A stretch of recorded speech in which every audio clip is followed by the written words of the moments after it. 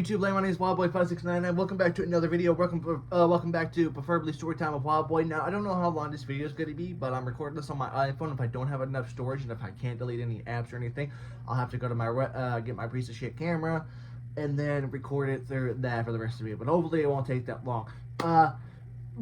During my on my Q&A video, I talked about my favorite Comic Cons and my least favorite Comic Con I attend. I think my favorite Comic Con will either be the Northwest Arkansas Comic Cons or the Missouri Comic Con, because I know the people really well over there, really good people, everything.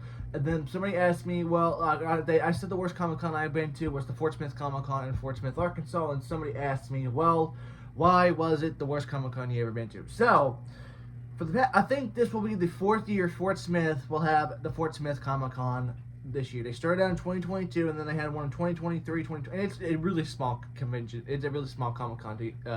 Anyway, I think the very first year they may have like 4 celebrity guest wise, and they were like, no, I didn't even know any of them were. The second year they had supposed to have Honky Tonk Man, Candy Milo, who's a voice actress, and a couple other people I knew, and then half of the people decided to bail out and everything like that.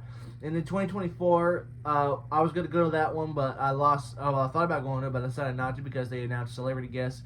They didn't announce any celebrity guests until like a month out before the convention to make sure everything was confirmed and everything like that. And there was only like 6, 7 guests, and then one of them had to cancel right before the convention. And I was like, I'm not going to go, but I ended up getting fired from I ended up leaving my job at Casey's, and then I applied to have the volunteer because the volunteer stuff was, you would get a break room, get into the convention for free. You get an autograph of a celebrity of your choice or whatever, something like that. I said, okay, I'll apply to something to do for the weekend. I did get approved. I did get chosen to be a volunteer, so thumbs up for that. Well, not even thumbs up for that.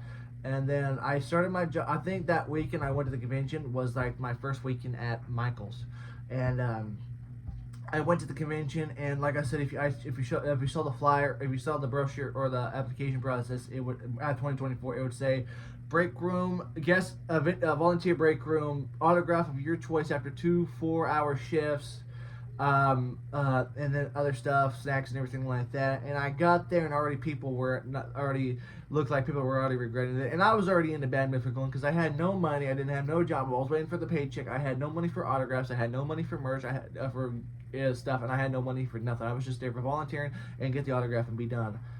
Didn't even get the autograph, which I'll explain in a minute. Now, when I entered the Comic Con, I was already with a group of about 2 other people, which were already really great, already cool people, and we went.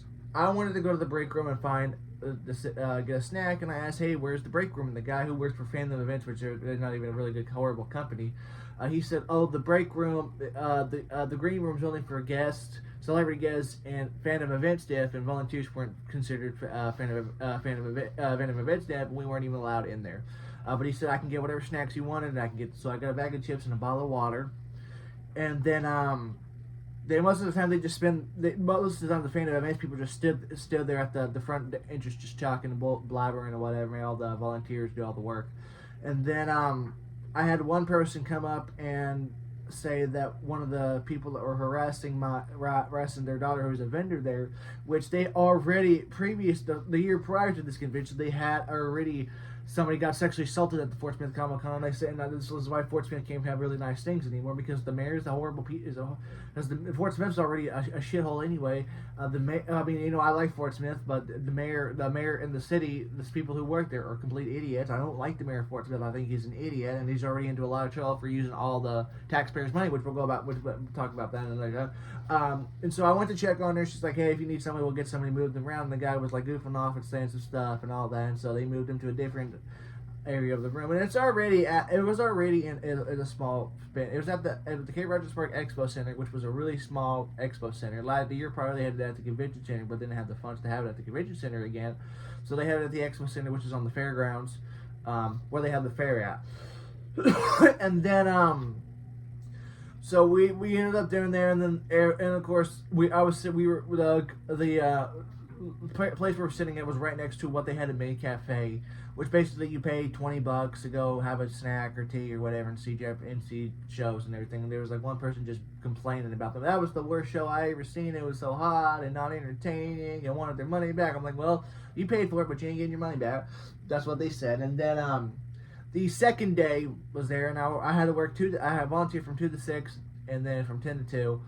And by the time, and somebody asked what celebrities. I know there was Mindy Sterling from there who plays Miss Briggs and iCarly. What I know her from Brian Drummond who plays Sonic in Sonic Adventure 1 and 2 on the Dreamcast.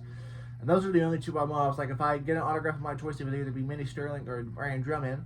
And so I spent the first 45 minutes outside in the hot sun with no water, and then we moved to the same spot we were yesterday. And then once 2 o'clock, I'm like, oh, I can finally get the autograph. They give us a wristband, and by the time 2 o'clock rolled, there was only 3 hours left of the convention, and all but 2 celebrities were already gone, already left. And they're like, oh, only loadout crew gets the autograph of your choice. And I'm like, but the application said you get an autograph of your choice for 2 hours. Oh, you didn't read the fine print.